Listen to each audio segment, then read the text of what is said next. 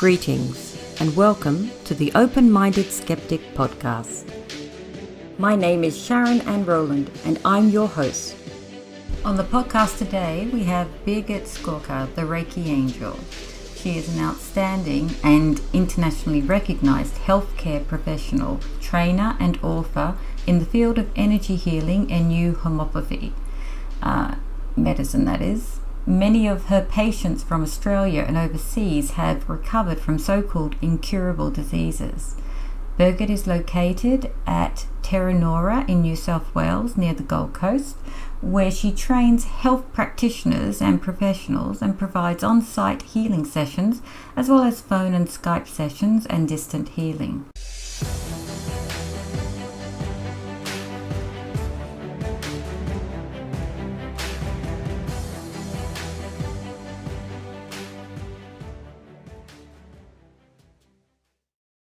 Tonight on the first Thursday of the month, I like that, rather than the last one.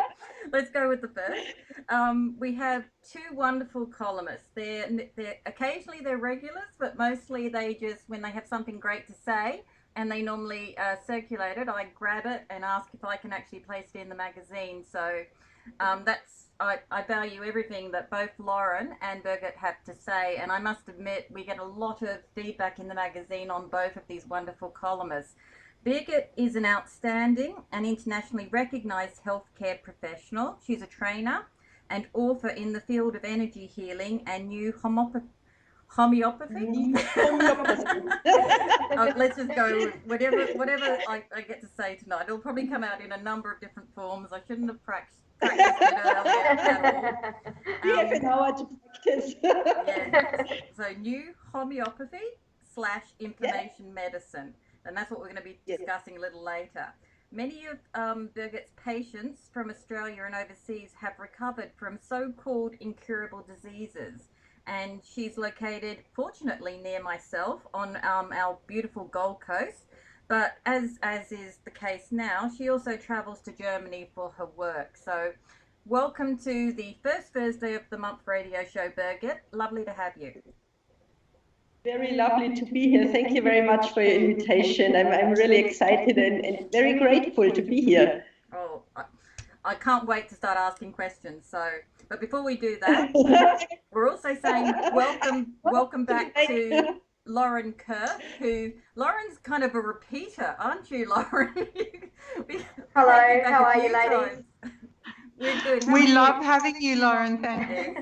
Yes. Thank you. I'm really excited to be here and finish off our interview from our strangeless last time. So it's quite exciting. Thanks for the opportunity. Oh, and I'm looking forward to hearing about Birgit's homeopathy as well. Yes, it's fascinating stuff. I've been practicing a little bit of it with some of the symbols in the last week or so, and I'm amazed. Now, I'm pleased to hear that. I thought you'd be happy with that. I'm going to put an order in for some special ones after the show. Anyway, we'll talk about that later. They're very personal ones. Now, Lauren is what referred to as a cosmic visionary. She's a public speaker, UFO, ET contactee and experiencer like myself.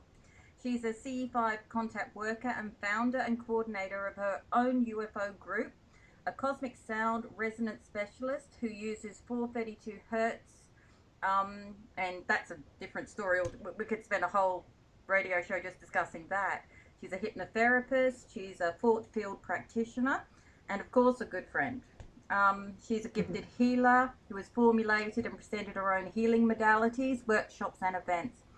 And I have to say, just both of the ladies on tonight's show, you get, sometimes when you're around certain people, when your heart chakra reaches out to them. I feel that with both of these people, and of course Sheila. So I know tonight's show is going to be amazing. So welcome to the show, Lauren. Feeling yes. Thank you, Sharon, and I feel the same way about you, gorgeous. Oh no, where's my tissues? Anyway, so because we've got two lovely ladies and we've got lots of subjects, I thought I'd kind of bounce between the two of you. Start with Birgit on healing and the new homeopathy, and then bounce over to Lauren and we can discuss quantum cellular resonance therapy, and then maybe back to discuss the Reiki of, is it Usui? Usui, yes. Usui. Again, I've got to apologise up front for my pronunciation tonight. There's a lot of new terms, and I shall probably let Birgit pronounce most of those before I program everybody with the wrong my pronunciation at times as well, because I'm German, so that's my mother language, and I do my best in English. So sometimes I want to apologize if my English pronunciation isn't correctly. I don't think that'll be a problem tonight. I think it'll be more my pronunciation. Because every time I seem to read any of the questions, I'm pronouncing it 3 or 4 different ways. So let's just go for it. What do you think, ladies? Let's go for it. Let's go for it. So anyway, I haven't asked Sheila yet. How's your week been, Sheila? You don't want to know. Oh, okay. So, we do now. Yes, we do. Tell us. About to launch a new sports program in the book, and the website went down. The cover was wrong for the book, and I just had a message from my Amazon guy saying we're losing time and I need it now, and I'm waiting for the graphic designer. I'm in the middle of packing. You're moving again? And yes, end of the month. Where are you off to now? Well, I'm going to put everything in storage again. I got it back on the 12th of December, so I've had it for, a few months. And I was going to the US, but I'm not sure now in June. That may change. And then whether I go to the US or not, I will be looking at moving down to the southwest coast. Oh, okay. So down Portland way. So still Victoria. But closer to some of the family and do the grandmother thing, yeah. You do realise you are a modern day gypsy, don't you, Sheila? Well, this will be move number 90, I think. I know you're a modern day traveller. Seriously, is there a state you haven't lived in yet in Australia alone? Yeah, I haven't lived in South Australia and I haven't lived in the Northern Territory. Too hot? And I have visited South Australia, but I haven't lived there. Oh, well, you'll have to change that. I just might, yeah, you never know. So yes, it's been a fun week, and I was writing a meditation last night that's part of a program a friend of mine's got happening on the 24th, and I was so spacey I ended up going to bed. So it's been an energetic week, shall we say? Oh, it sounds like you need a rest. Things happening. So, well, maybe tonight's topic is just what you need. I think it might be. Can we give this a nickname? The new home. Homeopathy, yes. Okay, maybe I should just have a buzzword and then you guys can say it all together when I can't say it. So, but anyway, let's get on to it. So we're now going to talk about an article, I think it was in issue 3 or 4 of the magazine, which Birgit wrote for me, and it was just after I'd met her at, I think I met you down the Gold Coast at a show, didn't I, Birgit? A few years back now. Yeah, Health, Harmony and Soul. I had a presentation there and you watched it and you wanted to publish it straight away, so I'm really pleased that well, it was I was walking around this show, and you know how sometimes when you're in the right environment and you're kind of floating a little bit above your head, and that might make sense to a lot of people, I'm not sure, hopefully. And I was walking around and suddenly I heard your voice and I knew I just had to sit down and listen to what you were talking about. And it was interesting because it was such a noisy show. Do you remember you could barely hear people? But your voice kind of found me, and I thought, oh, I'll just follow that. And I ended up in this little seated area in the middle of everything, really, wasn't it? And it was like the worst place to present. And then you spoke, I think, about morphogenic fields at that day. Morphogenic? Yeah. And morphogenic fields, yeah. And that just blew my mind. That was kind of like I understood about the Akashic record and the cloud and things like that previously, but your discussion that day really brought it home to me. but I won't talk too much about that because I really want to talk to you about new homeopathy. Oh, Yeah. Okay, so let's start with the first question for Birgit. So, most healing practitioners that I've met or interviewed have had a pivotal moment or an event occur that has placed them on their current career paths. You are no different to this. Your path to becoming the Reiki angel and the founder of the Healing Castle all started with the diagnosis of your son with a chronic illness. Would you mind sharing that time of your life with us and what put you on this current path? Yes, it's now over 11 years ago. I had 3 children at that time, and my oldest son, he was really sick with asthma.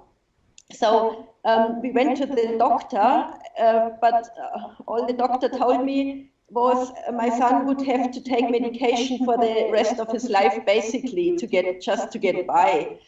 And that struck me so hard that I knew that I had to find a cure, and I wouldn't rest until I had this cure for him. So that's how my journey started, and on the way I became a healer myself. So what I did next, I rang a friend who told me that a healer helped her with her asthma. And she gave me his contact details, Mr. Schäfer. I learned a lot of him after that. And saying hello to Schäfer, yeah, Mr. Schäfer, having me helped a lot on my path and still supporting me to that day. So he explained to me about new homeopathy. New homeopathy I've never heard about. I knew homeopathy, yes. But new homeopathy? Well, he said, it's different because we don't use any remedies anymore. We just use information. So we really use the information to reprogram the cells or the DNA or the emotions. So that really intrigued me. Yeah, I can imagine. And we had no choice really than to give it a go because just giving him medication wasn't making me happy and wasn't making him any better. So yeah, I asked Mr. Schäfer to go ahead with his treatment, which was really interesting because as his diagnosing tool he used a divining rod. Yes, that's quite an ancient tool, isn't it? I mean, people have used it obviously to find water, but in the past, but it has quite a few different uses. I've had people use it on ET skywatches. I think Lauren, have you ever used it on an ET skywatch? I have a picture of you doing that in my head. I don't think I've used it on a skywatch, but I do use them in healing sessions, definitely. Yes. That's where it's from. Yeah. Really intrigued to hear about the asthma healing because I actually have had it since I was about 2 after a vaccine, and to cure that would be absolutely amazing. Mm-hmm. So how did Mr. Schäfer use the divining rod? Was it okay? So we just talked about rods. So there's different rods available on the market. I believe that they use a Y shape to find water, but that's not what I do in my services. It's just a rod, a straight rod, not a Y, with like a little ball at the end. Oh, okay. And so what we can do in the new homeopathy diagnosis, it's not a medical diagnosis, don't get me wrong. It's an energetic diagnosis. So we can ask really anything, but we ask for energies, not for diseases, yeah? So in the case of my son, we found high levels of formaldehyde. Which made sense at the time because his kindergarten actually closed down because of high formaldehyde levels. So he was really highly toxic, and that what caused his asthma. So with the diagnosing tool, the tensor, the divining rod, we found the cause of the asthma. So we could not only treat the symptoms, but also get to the cause. So we knew the cause was the formaldehyde. That's actually quite fascinating because this week I've been analysing vaccine ingredients, and the majority of vaccines I've been researching all have formaldehyde as one of the main ingredients. Yeah. That kind of Al- ties in Also, with what Lauren was saying. yeah. Also, my son. We can't speak in general. My son reacted very badly to the vaccines. Also, so there was this formaldehyde problem. So with the new homeopathy, as I just mentioned, we don't use any remedy. We make our healing water or information water, or our information medicine up due to the diagnosis or the testing that we just made. So we informed basically the water to detox my son of formaldehyde. So we wrote down detoxing formaldehyde on a water and placed the symbol. The symbol is the symbol we mainly use is the sinus symbol, which is the mirror S, which refers to a wave. So we changed these waves or frequencies using it. So we had this information detoxing formaldehyde, and through that, or on top of that, on the paper, we painted the symbol. It's also called reverse symbol because it shifts the frequencies or the waves back to the original state. So that's why it's called reverse symbol. So we painted that on the information and put a glass of water there and made my son drink this water for a few weeks. Wow. Also, we could test with the, I couldn't test at that time, only later on I could. But Mr. Schäfer tested at that time how long my son had to drink this water and how long he needed this information for. So my son drank this water every day and really, you can say, reprogrammed his body to let go of this formaldehyde. And it must have worked because the asthma healed within a few weeks completely to that day 11 years later. So that was just so amazing. And yeah, it was really, really convincing to me to go ahead with this modality. Well, I know this week you sent me a healing symbol because I was having a few aches and pains, and basically what I've been doing is whenever I filled up my water glass, I've just rested it on top of the symbol and left it there for a few minutes. And then I've been drinking the water and then putting it back on the symbol. Had to do a lot of symbols because they get wet a lot. So probably if you're a newbie like me, I would suggest that you get a little bit of like plastic or something and put it over the symbol and then you drink on top. So that won't happen all the time. I know what you're referring to. Yeah, so basically if you that's what I've been doing for the last, I think you sent me that symbol about 5 days ago, and I'm getting out of bed now with a bit more of a spring. So yeah, that's why I want some more symbols now. I think I'm going to become a symbol junkie, Birgit, and just send you a whole list of things that's wrong, and you just give me a symbol for it. I'll be drinking a lot of water between now and next time we talk. That's good. Yeah, it can also lead to a detoxing process, so it's very important to drink lots of water beside I call it programmed water. But Sharon, thank you very much for sharing your personal experience. So I may share our listeners. I gave you that a plastic symbol, so that's really simple.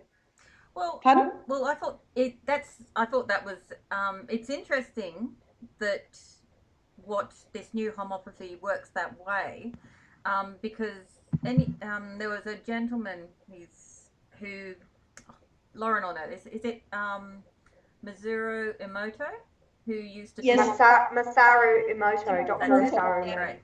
And he used to talk to water, and so I know the fact water, and he actually proved that if you talked harshly or said unkind words to water, the crystals didn't form in a unified way. Whereas if you said things like "I love you" to the water, the crystals, when they were frozen, actually had beautiful patterns in them. So, and considering that our bodies are made up, I think it's like 95% water, and any water going into the system, that you would drink. And so by placing it on the symbol, and then drinking it. That made a lot of sense to me, whereas to a lot of people that might sound like hooey. But if you've actually done some research with Yes. with the water crystals, it makes complete sense, don't you think, Laura? Absolutely. I actually use symbols to program my DNA elixirs to help people with their awakening process and for healing different things. And we actually use the flower of life on our water all the time. It's great. Cool. Yes. I did get some stickers at a show once, and I had them on a few water bottles for my daughters. And at the time, I just thought they were pretty, but now I'm starting to wonder if they had other kind of benefits. So, but anyway, back to the new homeopathy. What a lot of listeners will want to know about is the science that backs up this healing modality. Can you tell us a little bit more about the scientific side of all of this? Yes, with pleasure. So Erich Körbler, he was an Austrian electrical engineer actually, who discovered and developed that modality. I must emphasize developed, because native people for thousands of years have really used symbols on their body to improve their healing process. But Like he did he did actually research, and because he was an electrical engineer, he actually measured the electric magnetic impulses on the symbols and the effects on the people. And so Mr. Erich Körbler, in the 80s, he mainly did this work. He worked very closely together with a physicist, Mr. König, which is translated to Mr. King. So those two scientists worked together, doing research on the effects, electromagnetic effects of symbols. So Mr. Erich Körbler found out, when he just drew a simple line on a paper, just with a pen, that he was able to measure the electromagnetic energy or impulses that would create. And then he thought, well, if you can just with a simple line on a paper can change these impulses, you should really also have an effect when you paint it on the body. So they started painting symbols on the body, especially the lines, just simple lines, and the sign symbol I previously referred to. And you paint these symbols on the body. They work locally, and they have a very big impact. When you have any alignment, like pain, or even if you have wounds, you can paint not directly in the wound, but around the wound you can paint it. Or if you have mosquito bites, any disturbances, you can, or upset stomach, you can paint this sinus symbol. So that's the mirror S onto that area directly also. I'm going to try that. I've got a whole list of new things I want you to give me a symbol for now. I don't know about you ladies, but there's a lot of stuff I can do. It's we like... don't use terribly lot of symbols in the new homeopathy. We use as I mentioned, the sinus symbol. We use the plus because that makes it positive, and we use the Y that brings in the energy, or brings in the power, the healing power, or to support your energies. So that's basically the main symbols we use. And because we don't treat symptoms, but we treat people and energies, we don't need more symbols. So it's to reverse back the shifted energies. We use the sinus symbol, we use the plus to make negative positive, and we use the Y to bring in power and strengthen people. So that's basically it. It's not terribly complicated, and that's why kids can use it very well themselves, and that's what my kids learned very quickly after I discovered the new homeopathy. They would just, my little kids would just grab the pen and do something when they hurt themselves. So that's amazing healing modality also for children and pregnant women, and because it's got no side effects really. Yes, yeah. It's funny. They're trying to vaccinate pregnant women over in the States at the moment. I'm just stunned. I remember that when I was pregnant, you weren't even allowed to take an aspirin, and now they can vaccinate them. It's quite shocking, really. Mm. So using a symbol on their bodies is would certainly be a lot better, wouldn't it, than sticking something toxic inside them. Yeah, that's why I love this new homeopathy. And at some stage, that's a funny short story I may share with you. When we got really into the symbol painting after the experience with my asthma son, who cured completely. And so my kids, now I have four, they just grew up with the knowledge of the symbol healing, and we really ever, for years, we haven't been to the doctor because we don't get sick anymore. We can now we know how to heal ourselves.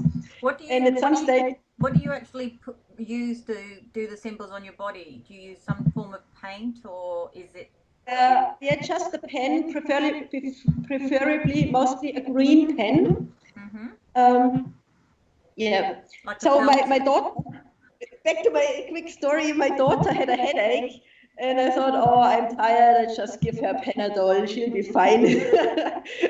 And after that, she went to my mom actually and complained badly about me, her mother, not giving her a symbol, but just a Panadol. So you went the pharmaceutical. Trying to give her a Panadol instead of a symbol. So that's funny. Yeah, no, that's good. So a green kind of a felt pen, or just any kind of pen? It doesn't really matter. You can really use any kind of pen, just watch your clothing. There is available on the market UV pens, so you can only see them in the UV light. They have got a little UV lamp on it, so you can actually check what you have painted, because sometimes you need to paint on your face or so. When you have got a cold, you can paint diagonal 5 lines on your nose to help with the flu. And stop the running nose. It's actually quite helpful. Please remember that, all your listeners out there, and try it out when you have a cold next time. So it's 5 diagonal lines on the nose, both sides. And for that, for example, a UV pen is very helpful, because then you can still go out and no one laughs about you. That sounds great, actually. I didn't know you get those. So I think I'm definitely going to be going shopping. I'd probably have to go to an art shop for something like that. Would you? Yeah. Somewhere special. Just one possibility I want to put out there, because that's very helpful too. When you have got a very sore throat, you can paint 5 horizontal lines on your throat directly. 5 horizontal lines on your throat painted. That it incredibly helps directly for the sore throat.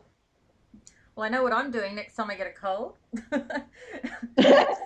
Hopefully I'll be buying a pen beforehand, though, or I'll, it's you interesting. can go to my website and have more information on that. You know what, as they always say, everything old is new again. I'm just wondering if Yes. this symbolized healing process, if it's the rudimentary beginning of things like tattoos, and how most native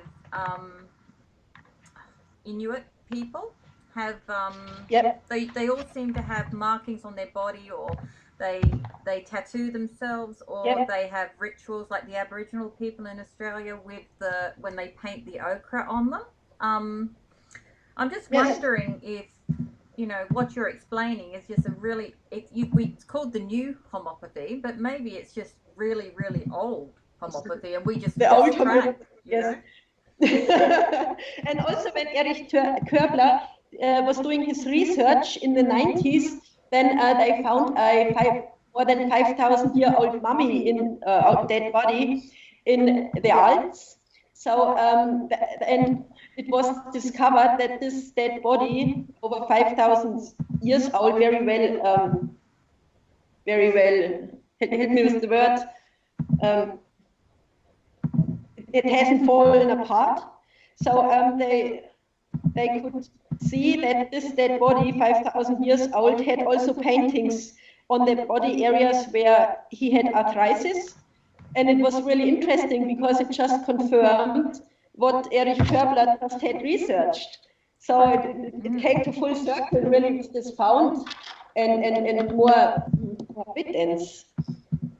But going back to the scientific proof of that, Erich Körbler also was an acupuncturist, so he was very familiar with the meridian system. And he also worked out a concept how to paint and where to paint these symbols onto the meridian system to balance that. So that's also a part of the new homeopathy. So we do three things basically: paint the symbols directly on the area that's affected locally, or we paint symbols on the body on the meridian system, or we program water to drink it. So that's, yeah, basically it. Sounds amazing.